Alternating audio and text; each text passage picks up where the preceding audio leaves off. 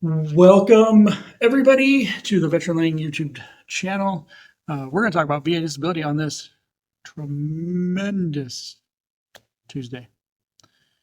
Try to change it up from terrific, but I'm going to go back to terrific. Who knows? Hey, VA credit attorney Matthew Lang here. Let's do this. Let's make this process easier, smoother. Let's get some education out there. Keep in mind, this is an educational platform. If you're veterans, you're looking for potential advice or representation, go to veteranlang.com where you can find my contact information there, including a button for a free case evaluation. We can talk there about your case and see what we can do to help you out there, especially with representation. On appeals and new claims alike, I try to keep a lot of the personal information out of the comments because I'm not going to be able to advise you here, or nor will I, because this is an educational platform and I don't want a lot of your personal information just floating out there for anybody to grab. So, with that, what are we talking about today? Anybody know? Oh, yes, I do. I do know. I want to go into talking about different reasons your VA medical opinion or examination veterans could be inadequate for rating purposes for the VA. It's very unfortunate that VA will rely on these inadequacies. I can speculate to why from my experience, but I'm not here to beat anybody up and say, hey, yeah, they do it on purpose. That I can't say is the case. But VA, I'm hoping you gather what these problems are from here. I'm going to be talking about issues that are definitely covered by a lot of court cases. I'm not going to really do a lot of citing here because I'm going to keep it down to the plain language today in this video, but do know that I'm not making any of this up. The law is what it is, and it tells us what an adequate exam and medical opinion is supposed to be. Okay, enough of that. Let's talk about veterans. So here's what happens. There are times, as you probably know, and especially if you've seen some of the other videos here, VA was going to have a duty to assist, and their duty to assist is going to include getting you a VA examination and opinion, and that's great. They'll go do that, but there's another step to that duty to assist process, is they have to make sure those exams and those opinions are adequate before they use them to make a decision on your claim. Unfortunately, because I do see the bad and the ugly, what I see is VA is consistently receiving very clear inadequate opinions and then denying the claim because of a checkbox. So we want to get away from that there, VA. We want to help the veteran out and do things right as well. So let's talk about what makes those exams and opinions inadequate underneath the law. One reason here is we're going to see that the medical provider has stated a conclusion, typically a sentence or two, and they've provided no rationale behind it. So let me back up. On a medical opinion, there is a certain legal wording and requirement. Usually a lot of times you're going to see at least as likely as not, or less likely than not, for the approvals of positive opinions and negative opinions. There's some other verbiage in there, like more likely than not, and so forth. But those are the ones that are in the template. The at least as likely as not, or less likely than not. You're going to find that on the VA's template DBQ.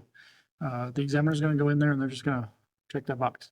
I have a slight issue with that because it's really hard to tell what to check in the box for, because the statement doesn't really tell me what condition they believe is or is not due to service, and what incidents or other issues in service. So it's a very vague statement, unfortunately. Sure, there's other parts, but you gotta really kind of dig sometimes to figure out what each one is for.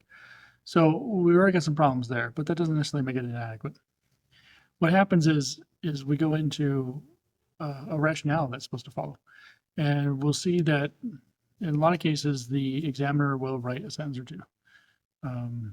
Whatever those sentences may be, they're just conclusionary statements.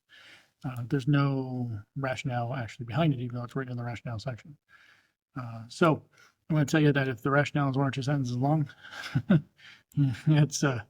that is so inadequate, because most of the time it just regurgitates the opinion, or it says something like it just relies on on something else that's not supposed to rely on a conclusionary statement. We're going to talk more about those, so that's why I'm trying to give too many details on that to overlap too much. But the idea there is in short, veterans, if you happen to get a copy of those medical opinions and you see that there's only conclusionary statements in the rationale box, you I would say likely have a inadequate exam, and VA should not have used that exam to make their decision. So that's one thing we see. Now, sometimes we do get short explanations, though. We do get short explanations. They might try to give an adequate explanation. They may go a little bit beyond that conclusionary statement. But in that short statement, they fail to address, say, your lay evidence, veterans. Let's say you got a buddy statement in there from a service member, maybe your spouse at the same time, and even another family member, another coworker. You got 4 or 5 of them, and perhaps you put your own lay statement in there. You want to make sure that your case was good and strong, and that people had the picture that they need to properly grant your case. Well, we'll find that a lot of times those examiners, at least from the bad and ugly I see, will ignore that lay evidence and won't even talk about it. In fact, they'll just say, well, there's no documentation in the STRs. Yeah, but what about all this other evidence? I mean, they're supposed to review it, and they'll list it for sure up on top like they reviewed it. But if you don't talk about it, it's as if you didn't review it. So that's another thing they failed to address. Again, evidence, ultimately lay evidence, especially there. So we do see that a lot. They do have to consider what is said about your condition, veterans. They do have to consider that. You know, another thing I've seen back here is incorrect facts or assumptions.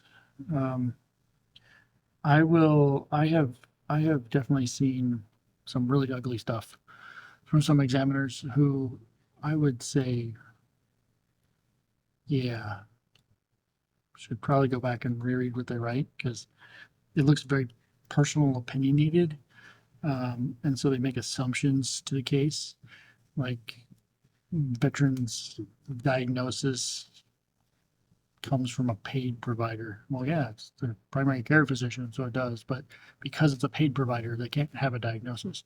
I've actually seen stuff like that, which is really disturbing.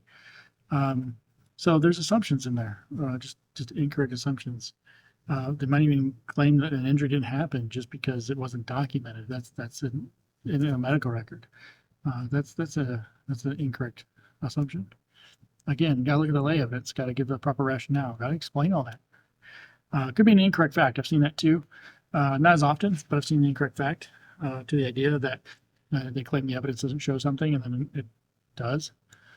They missed it. They didn't, or maybe they didn't get a copy of it. I don't know. So ultimately what I'm pointing out there, veterans and VA, is if that medical rationale is to that opinion doesn't state something that's actually correct in the record, gives an assumption, personal opinion perhaps, it's definitely not adequate underneath the rules. We also see, again, a lot of times when we see those 1 or 2 statement conclusions, even though there is the idea that medical records were listed above, you can list them all day long. Were they truly reviewed? I might argue that, but the point is here is that the examiners have to review the medical records in detail. They got to review them just like the VA does. They got to review them. They got to have that knowledge. So if they say they review them but they don't give an explanation, then we're going to challenge it. But just know there's sometimes where they may not check the box and say they did review them. And as soon as they do that, we might have bigger problems as well. Now, there's always exceptions to rules and stuff, but so something like an increased claim, perhaps they don't need to go back and review everything because they don't have to meet the same elements, and we're not usually talking opinions there. So keep that in mind. Might be an exception to it, but in the main gist of it all, they may not review the medical record like they're supposed to or all the evidence. Copy pasted boilerplate. I see that a lot. Oh boy, when I worked in the VA, there's a certain physicians who were notorious for copying and pasting. You could see it all the time. They would copy and paste the exact same thing in every exam. I still see that somewhat today. Yeah, if it's boilerplate language, it doesn't meet the facts to your case, veterans, it's definitely inadequate. It's conclusionary language. A lot of times, it's not going to hold up in my mind. It's just not going to hold up. They've got to be able to, again, talk about your facts, your case. It's got to be about yours, not just everybody's in general. So I think the biggest point here is a lot of times we're going to see, again, those conclusionary statements. So just some generic statements that copy and paste as well. We rarely went through that. We're also going to see a lack of references sometimes to evidence, lay evidence, medical evidence, STRs. Again, ignoring lay evidence is not good either. But the other thing that we got to look at is I will see that something else that makes this an inadequate is the idea that the examiner says it's a negative opinion or they can't provide an opinion because there is no documented medical evidence during service or after service. Again, courts have said that is an automatic inadequate examination. They got to start explaining the other stuff, other evidence, other medical literature, talk about that lay evidence and so forth.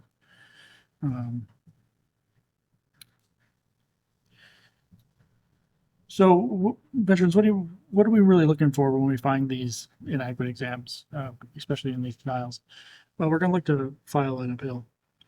One thing you may want to consider, depends on the facts of your case and your situation, is to file another supplemental claim, even if it was a supplemental claim at this time. So remember, if you do file a new claim, it gets denied, you've got all three avenues available for you.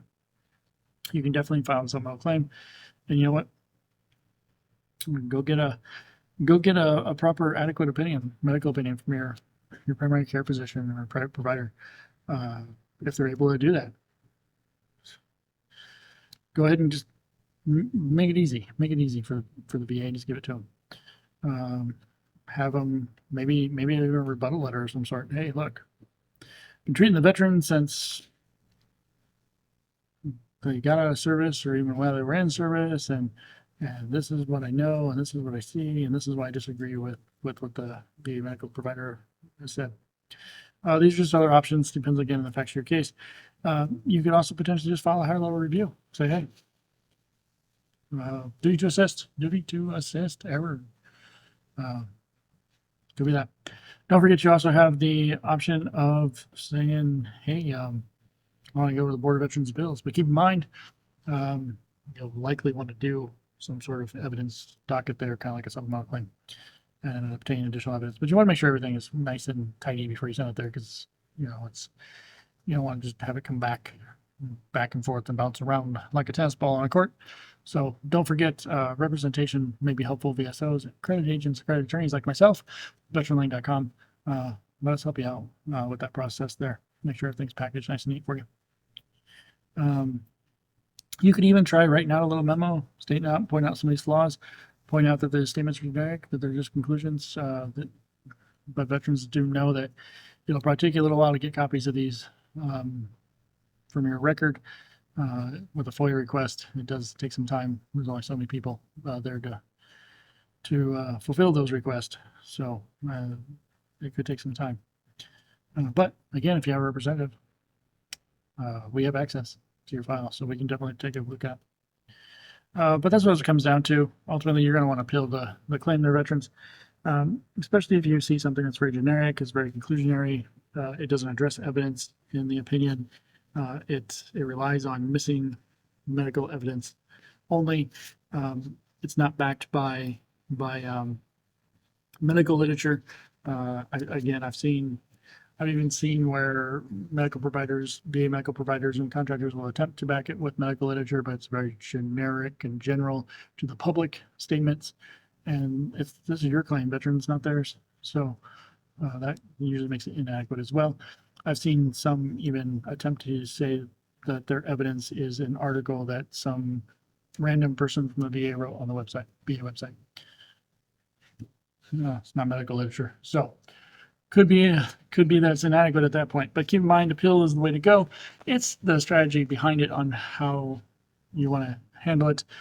You do have a few options. I mentioned the supplemental claim. Again, the high-level review or Board of Veterans' Appeals. Most of the time, you're going to be providing some additional evidence or pointing out that the in medical opinions or the examination is inadequate. Now, we didn't really talk about a lot of the exams in this case. A lot of times I don't find always a lot of inadequacies there, but keep in mind though, if you do have an exam from your primary care physician, VA for some reason decides to obtain one of their exams from their VA providers, whether it's necessary or not. We won't get into that issue there, but that VA examiner or contractor goes ahead and says something completely opposite. Well, I would say that then you have an inadequate exam if they don't explain why it's opposite. And I got to answer some questions and kind of give their standpoint. So things to look out for there as well. But there you go, veterans, VA. These are the errors I see that are the most common when it comes to exams and opinions, and just a little bit of strategy of perhaps how to get around that and things for you to look out for the VA. So I appreciate everybody again. Thank you for stopping by on another tremendous or terrific Tuesday. Looking forward to seeing you next week. And don't forget, if you do need assistance with a VA claim, you'll want to look closer at it. You want to appeal a claim, get my opinion on it, always reach out, veteranlane.com. All right. See you next week.